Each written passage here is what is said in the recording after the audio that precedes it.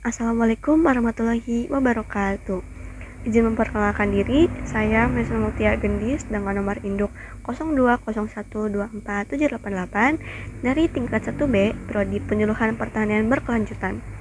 Video ini dibuat untuk memenuhi tugas mata kuliah Teknologi Pemupukan yang diampu oleh yang terhormat Bapak Bayu Adirianto MSI.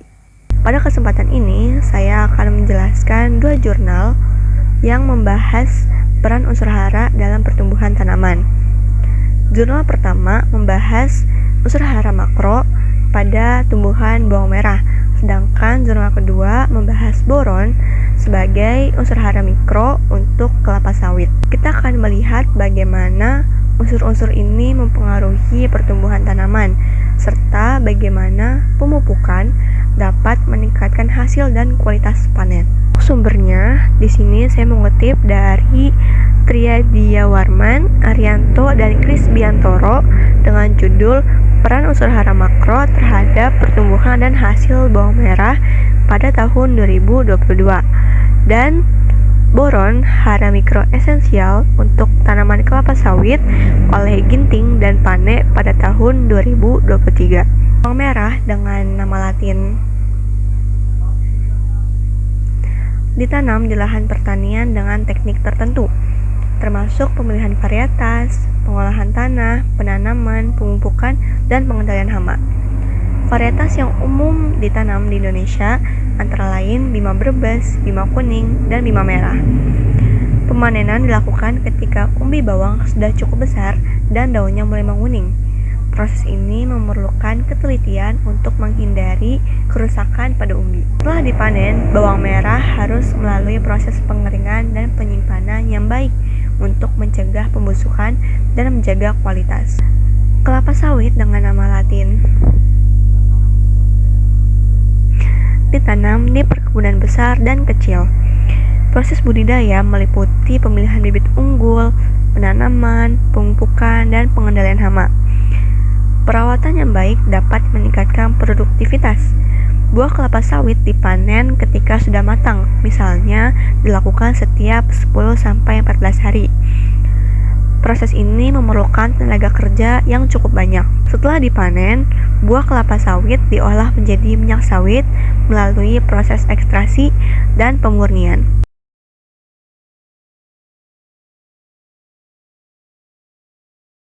Bawang merah dan kelapa sawit berkontribusi signifikan terhadap perekonomian Indonesia, baik dalam hal pendapatan petani maupun kontribusi terhadap ekspor.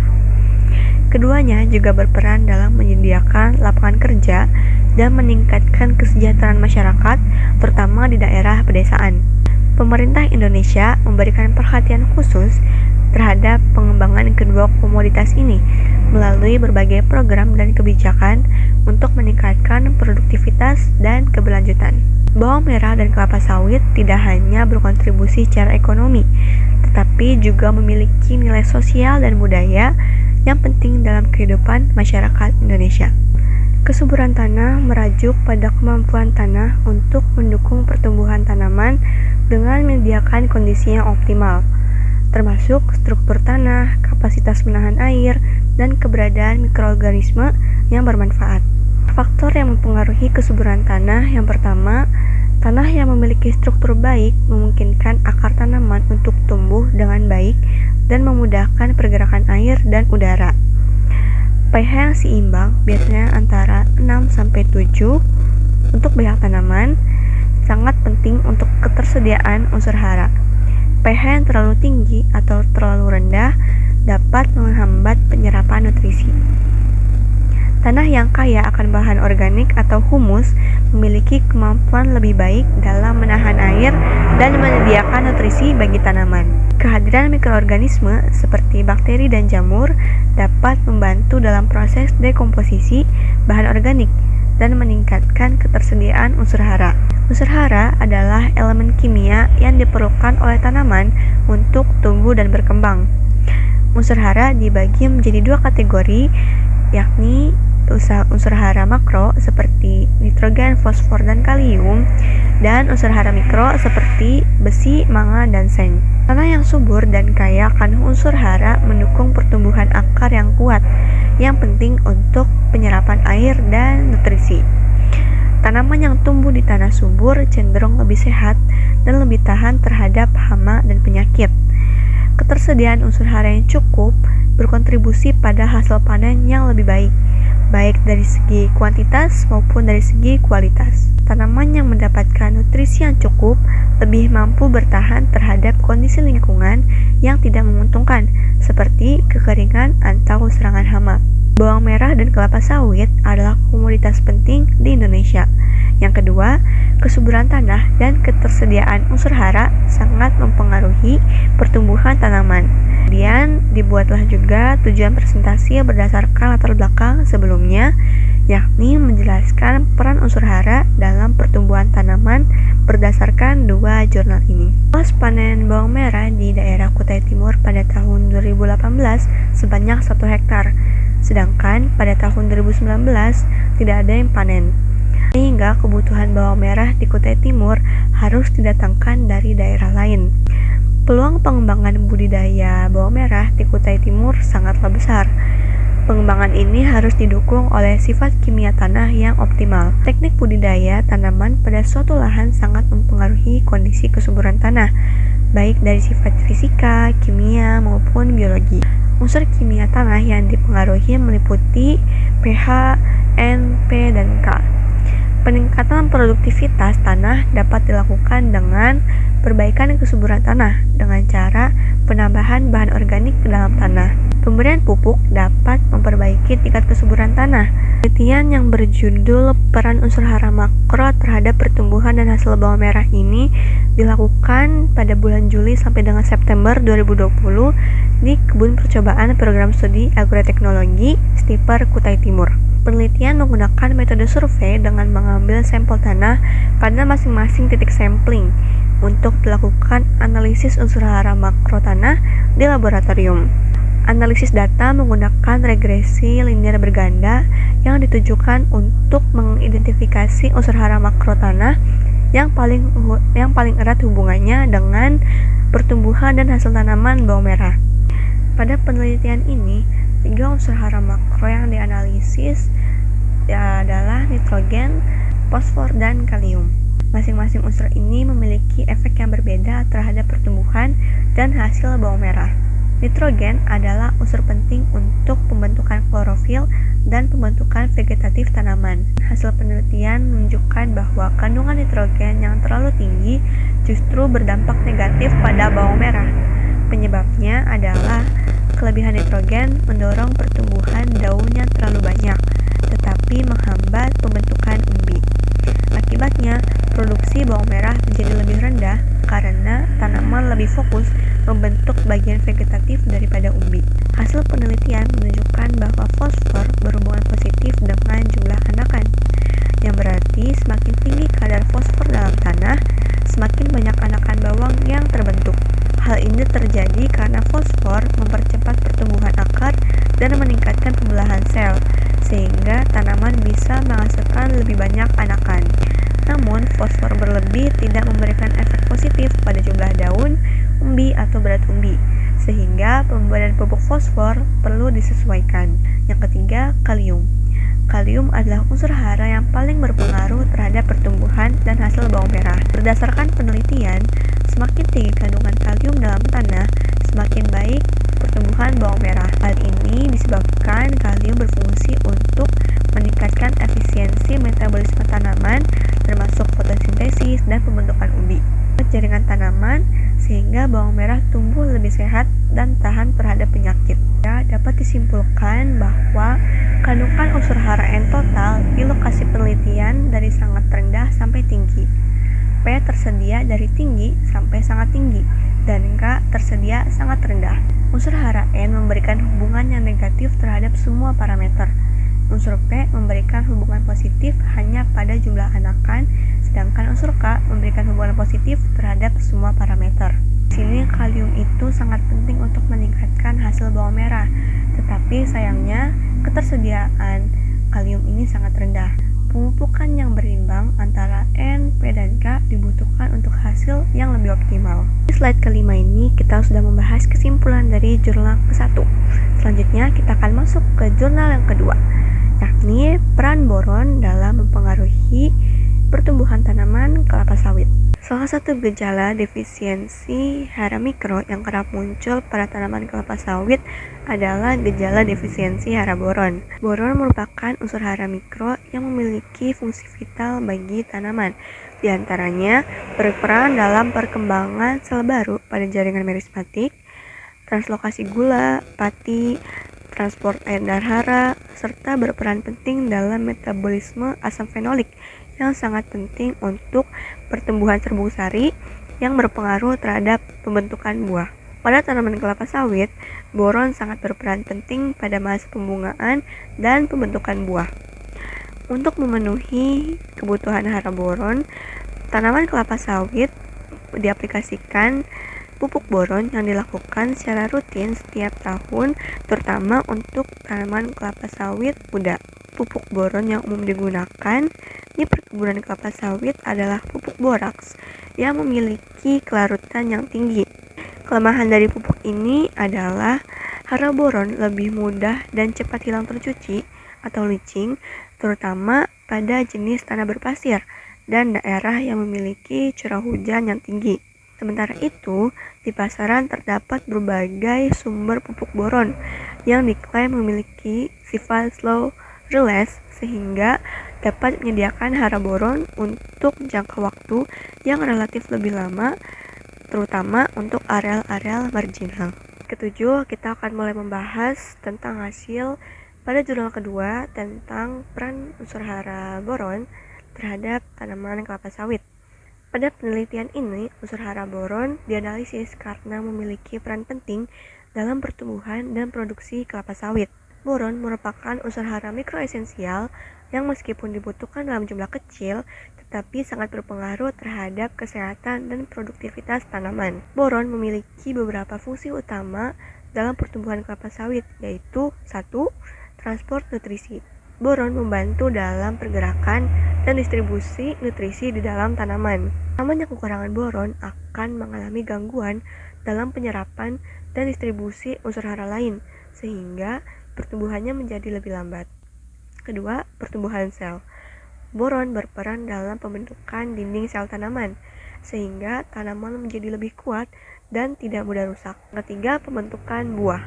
Boron sangat penting dalam pembentukan buah dan bunga kelapa sawit. Jika tanaman kekurangan boron, maka perkembangan serbuk sari dan tabung polen akan terganggu, yang menyebabkan penurunan produksi buah.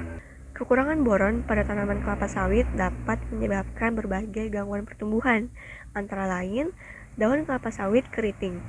Salah satu tanda utama defisiensi boron adalah daun menjadi keriting dan rapuh. Hal ini terjadi karena gangguan dalam pembentukan dinding sel dan transport nutrisi. Yang kedua, pelepah memendek. Kekurangan boron menyebabkan pelepah daun tidak tumbuh sempurna dan menjadi lebih pendek dari biasanya. Hal ini mengganggu struktur tanaman dan mengurangi luas daun yang digunakan untuk fotosintesis. Hasil panen menjadi turun. Karena boron berperan dalam pembentukan bunga dan buah, kekurangannya bisa menyebabkan aborsi bunga dan buah, sehingga produksi kelapa sawit menurun drastis. Defisiensi boron juga membuat buah kelapa sawit berukuran lebih kecil dan kualitasnya menurun. Agar tanaman kelapa sawit mendapatkan cukup boron, pupuk boron perlu diberikan secara teratur. Adapun beberapa sumber boron yang umum digunakan adalah pupuk boraks. Tetapi, pupuk boraks ini mudah larut dalam air, sehingga cepat diserap oleh tanaman. Agar tanaman kelapa sawit mendapatkan cukup boron, pupuk boron perlu diberikan secara teratur. Beberapa sumber boron yang umum digunakan adalah pupuk boraks. Pupuk boraks ini mudah larut dalam air, sehingga cepat diserap oleh tanaman. Namun, pupuk boraks juga mudah tercuci atau leaching, terutama di tanah berpasir atau daerah dengan curah hujan yang tinggi, sehingga pupuk boraks ini harus diberikan secara berkala. Beberapa pupuk boron modern memiliki formula slow release yang memungkinkan boron tersedia lebih lama di tanah. Pupuk jenis ini lebih cocok untuk lahan perkebunan dengan risiko pencucian boron yang tinggi. Sehingga dapat disimpulkan bahwa pada tanaman kelapa sawit, boron memiliki fungsi yang cukup penting selama masa pembungaan dan pembentukan buah. Ini diindikasikan bahwa kebutuhan boron tertinggi kedua setelah perkembangan kanopi adalah untuk pembentukan tandan buah segar atau TBS. Indikasi selanjutnya adalah pada komponen tandan buah kelapa sawit, kandungan boron tertinggi ditemukan pada serat mesokarp dan spikelet. Di dalam tanah, boron umumnya berada dalam bentuk asam borat yang mudah hilang tercuci. Oleh karenanya, pemupukkan boron menjadi hal yang wajib dilaksanakan setiap tahunnya di perkebunan kelapa sawit. Jenis pupuk boron yang digunakan di perkebunan kelapa sawit adalah jenis pupuk boraks yang memiliki kelarutan yang tinggi. Namun demikian, kelarutan yang tinggi dari jenis pupuk boraks juga menyebabkan boron mudah hilang tercuci, terutama untuk jenis tanah berpasir. Dapat beberapa jenis pupuk boron yang diklaim memiliki sifat slow release, sehingga berpotensi digunakan terutama untuk jenis tanah berpasir ataupun tanah masam untuk mensuplai boron dalam jangka waktu yang lebih lama. Beberapa hasil kajian memperlihatkan bahwa pupuk boron colemanite dan oxalate memiliki kecepatan pelepasan hara yang lebih lambat dibanding pupuk boraks. Selain itu, beberapa kajian juga menunjukkan bahwa boron yang bersumber dari colemanite dan oxalate bisa bertahan lebih lama di dalam tanah dibanding boron yang bersumber dari pupuk boraks. Saja, efektivitasnya pada tanaman kelapa sawit masih perlu diuji lebih lanjut. Adapun perbandingan dari kedua jurnal, yakni pada jurnal 1 lebih berfokus membahas unsur hara makro seperti nitrogen, fosfor, dan kalium yang bertujuan untuk meningkatkan pertumbuhan dan hasil tanaman bawang merah. Hasil penelitian ini menyebutkan bahwa unsur K atau kalium sangat berpengaruh pada bawang merah. Sedangkan pada jurnal kedua lebih berfokus pada unsur hara mikro, yakni boron, yang bertujuan untuk mengatasi defisiensi boron pada tanaman kelapa sawit. Hasil penelitian menunjukkan bahwa boron penting untuk pembentukan buah. Lalu, bagaimana penyerapan unsur hara pada bawang merah dan kelapa sawit? Bawang merah menyerap unsur hara makro seperti nitrogen, fosfor, dan kalium dari tanah yang sangat berpengaruh pada pertumbuhan vegetatif, pembentukan umbi, dan hasil panennya. Nitrogen diserap oleh akar dalam bentuk ion nitrat atau NO3- dan amonium atau NH4+. NO2- lebih mudah larut dalam air sehingga cepat tersedia bagi tanaman, sedangkan NH4+ lebih stabil dalam tanah. Sedangkan fosfor diserap dalam bentuk ion fosfat atau H2PO4- dan HPO42- tergantung pH tanah.